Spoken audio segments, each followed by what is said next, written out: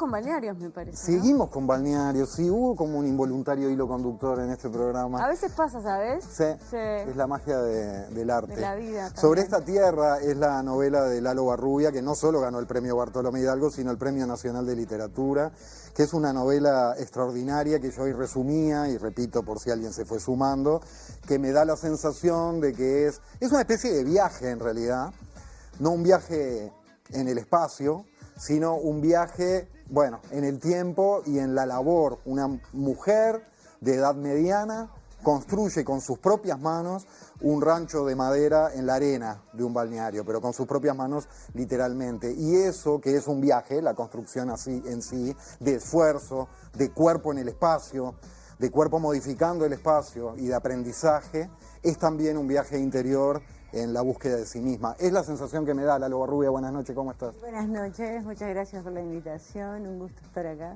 Enhorabuena por los premios, pero ante todo enhorabuena por una hermosísima novela. Muchas gracias, muchas gracias. ¿Va por ahí lo de la protagonista? Sí, a mí me gusta un poco la descripción que haces vos.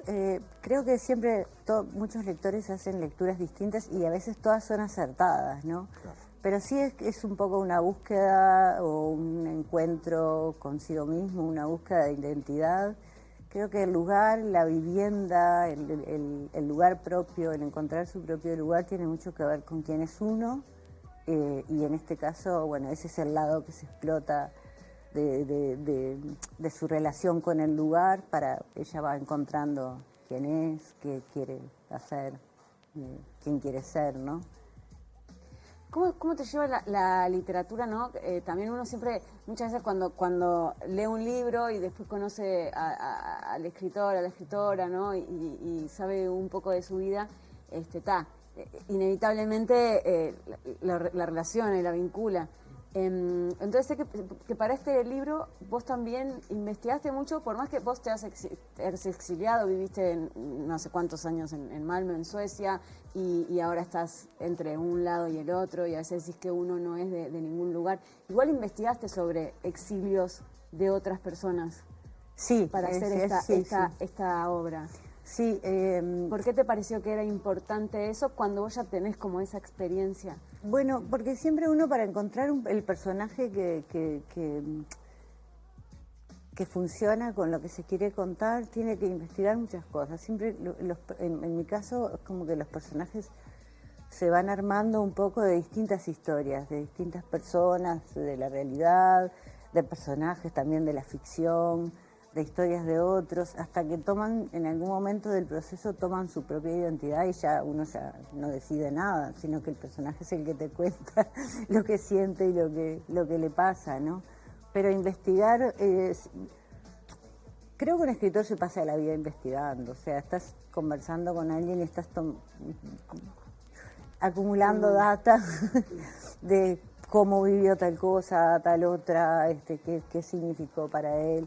Y luego creo que también todos los que hemos pasado por el proceso de readaptarse a una sociedad, a otra, de alguna manera compartimos esas experiencias. O sea, es un tema de conversación entre latinoamericanos en Europa, entre repatriados aquí, entre suecos en Inglaterra o en España, que también he frecuentado, un montón de amigos. Es parte de la identidad, ser el otro, pero también formar parte de... Entonces, toda esa información te va dando como una base de lo que significa moverse por el mundo sin un lugar fijo, ¿no? Que al final creo que lo que hace esta protagonista es buscar un lugar fijo. Me parece un buen momento para pasarte el libro para que nos regales una lectura ahí en la página 40. Te lo marcó con lapicito y todo. No mira. Sin antes decir que me parece que ese fragmento puede ilustrar algo de esto, Lalo. Capaz que me vea al carajo, como dijiste, cada lector hace su lectura. Claro. Si me ve al carajo me avisas, o no. Pero así como por el exilio se genera un lugar del no lugar, y una de repente es aquella, pero también es esta, digamos, una mujer puede ser muchas mujeres o todas las mujeres, o también puede ser ninguna, y un lugar puede ser todos los lugares o ningún lugar. Más allá del exilio, me parece que en la novela se transpira eso como ya con un airecito existencialista un poquito más general también, ¿no? Que no es solo que le suceda a las personas que fueron y volvieron o que estén yendo y viniendo. Un poco todos, somos todos y nadie y estamos en un lugar y en ninguno, si se nos permite ponernos un poco filosóficos. Bueno, es un poco el intento, ¿no? También de llevar esa vivencia desde la posición extrema del que se mueve realmente en el mundo a tocarle un poco el puntito a cada uno, ¿no? Todos de alguna manera lo hemos hecho, aunque sea cambiar de barrio, de ciudad, de círculo social, por ejemplo, y eso es parte de la experiencia. Entonces, si el que más o menos ha vivido aproximadamente en el mismo sitio durante el genérico de su vida puede reconocer eso, para mí es un éxito, un logro. Y lo he logrado. A ver qué dice esta parte que elegiste. Soy un experimento humano porque no tengo posibilidad de ser otra cosa. Soy un ser plural, soy muchos. Y por más que me persigue con obstinación la idea de establecer cuál de todos es el auténtico, de ordenarlo en temporadas, en jerarquías, en lugares, tengo la certeza de que es apenas un ejercicio burdo de la necesidad de control. Siempre soy todes y este lugar está en mí a lo largo y a lo ancho de los desordenados círculos del tiempo, o algo así.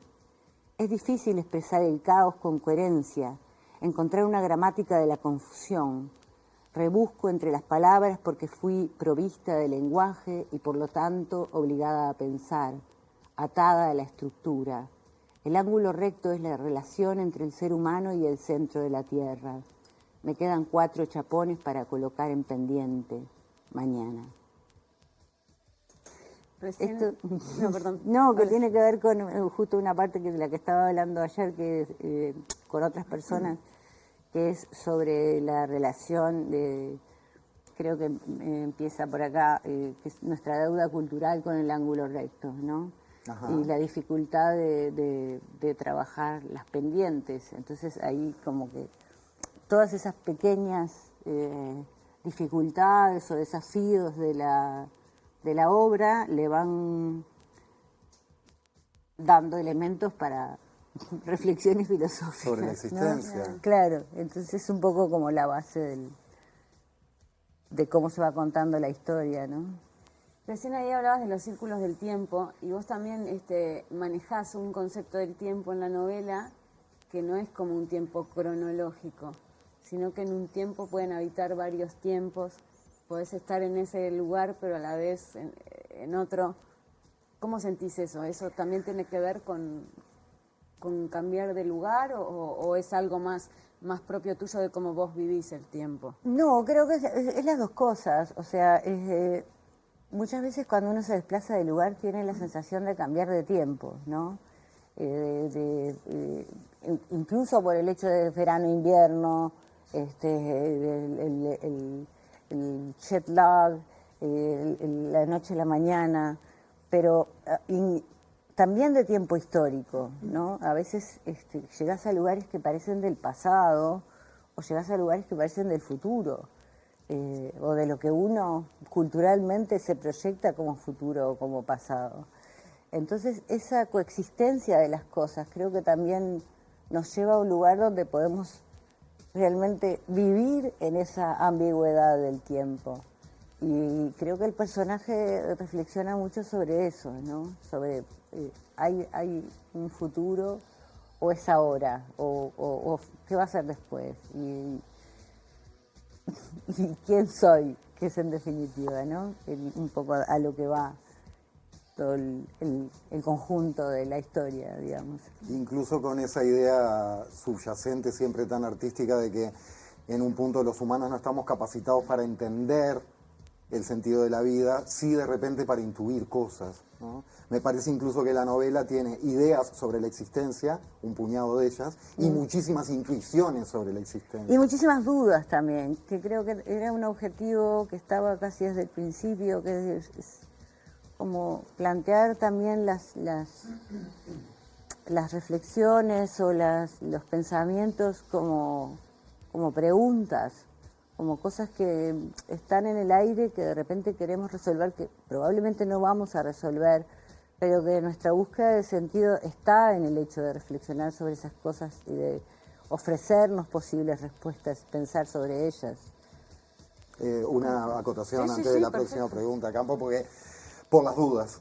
Estamos conversando a propósito de conceptos que subyacen, pero es una novela muy entretenida. Miren que no es un tratado filosófico. Te va llevando el personaje, te metes con ella en esa casa, querés ayudarla a construir, y en el devenir de la historia van apareciendo cuestiones que son mucho más material de conversación que la propia anécdota, que no se la queremos develar. Quería hacer esa salvedad. Bien. Ahora, no Se no te se me fue. fue la pregunta, no, ya Te me volvió, jodí. ya me volvió, lo logré. ¿En qué momento te aparece yo quiero contar esto? O sea, vos también construiste tu propia casa. Sí. ¿Fue en ese momento, fue cuando la estabas haciendo y dijiste, esto da para mucho, ibas ahí anotando, o en realidad antes de construir la casa, dijiste, voy a construir una casa y voy a escribir una novela? No, yo construí la casa para escribir la novela. ¿En serio? Digamos ¿Cómo que fue eso? A ver. no, es una de las posibles interpretaciones. Digamos que mi forma de vivir es proyectar novelas. Entonces voy haciendo planes de vida con los cuales ya sé cuál va a ser mi próximo proyecto literario, porque voy a escribir sobre eso. Está un poco caricaturizado, contado así, ¿no? Pero obviamente también quería la casa para vivir Eso también en tiene que ver ella. con vos como performer. Sí, también, que se une claro. Por todo, eso ¿no? se podría decir que empezó con una performance que fue construir la casa, digamos, ¿no? Pavadita de performance. Aprender a construir la casa y bueno, y durante el proceso, lo que preguntabas de cómo lo armé, digamos, durante el proceso yo realmente escribí muy poco. Alguna nota de voz, cuando se me ocurría alguna cosa, pero es que realmente la vida de construir una casa en esas condiciones es como se cuenta en la novela, o sea, no tenés luz eléctrica, sos súper cuidadoso con la carga del teléfono, porque tenés que ir al almacén a cargarlo, no miras redes, no entras en internet si no es para hacer pedidos. O para ver un tutorial, capaz. Claro, no desperdicias el tiempo que hay luz, sino que estás meta a trabajar. Cuando no hay luz estás súper cansado. Entonces eso como que fue una experiencia que se fue acumulando casi sin palabras, sin notas. Alguna cosa sí anoté, pero fue muy periodo experiencial, periodo de trabajo, o sea, bastante separado. Y después la escribí muy rápido. Después fue como, la escribí muy rápido. Creo que en 3 meses estaba más o menos el cuerpo del texto, estaba pronto. Me senté un día y empecé y no pude parar. Wow. Y, perdón, fue una experiencia transformadora para vos. ¿Descubriste otra Lalo Barrubia a partir de hacer la casa y después hacer la novela o no? No sé si lo podría decir así, pero yo, o sea, para conmigo misma soy bastante pragmática. No soy una persona que te voy a decir descubrí otra yo. Seguramente eso sucede igual, de una forma inconsciente, pero no soy tan autorreflexiva, ¿no? Eso Como la protagonista. se la que dejo a sí los lo es. personajes. Se la dejas al Sí, personaje. es una parte de mí que se la dejo a los personajes. Entonces me resulta difícil decir, bueno, sí, descubrí otra parte de mí, o sea, pero seguramente sí, porque también sé hacer cosas que no sabía, tengo una relación con el día y la noche diferente a la que tenía antes, con la luz natural, con los recursos de la naturaleza, etcétera, ¿no? Entonces, sí, probablemente sí. También te construiste un rancho de madera. Construí un rancho de madera, sí. ¿Qué fue lo más difícil de construir el rancho y qué fue lo más difícil de escribir la novela? Lo más difícil de construir el rancho es tener todo siempre bien nivelado y aplomado.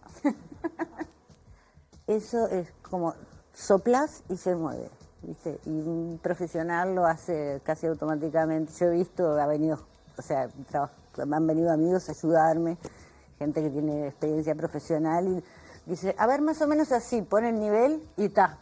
Y uno está 3 horas y cuando se corrió se mueve.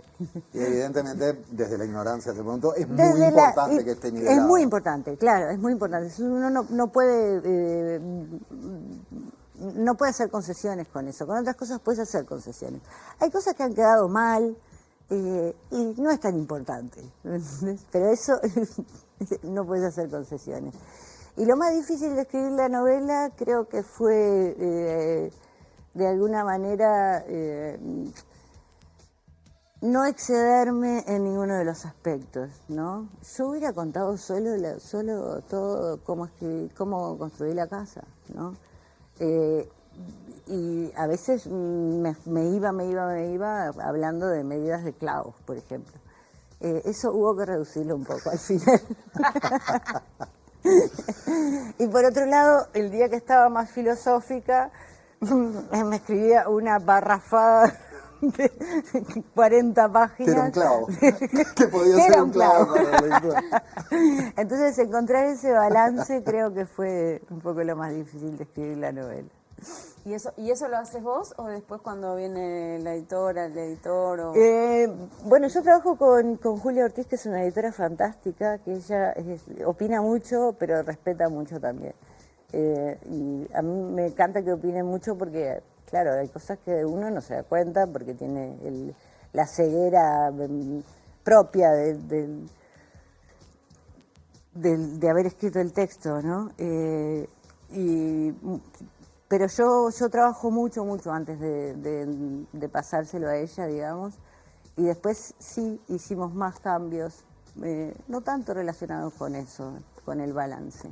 Pero eso te das cuenta, tipo vos, ponele un día hiciste todo eso que decís, bueno, lo filosófico y páginas y páginas y páginas, y al otro día lo volvés a leer y ahí decís, sí, me parece que está un poco largo. Excesivo, o simplemente que hay cosas que ya las dijiste, que las escribís porque estás tan embalado, tan contento con tu propia reflexión que decís, pero esto ya está en 20 páginas atrás, ¿no? Bueno. Entonces encontrar como esa parte de darle al lector lo que necesita, pero no abusar de su paciencia y de su atención, ¿no?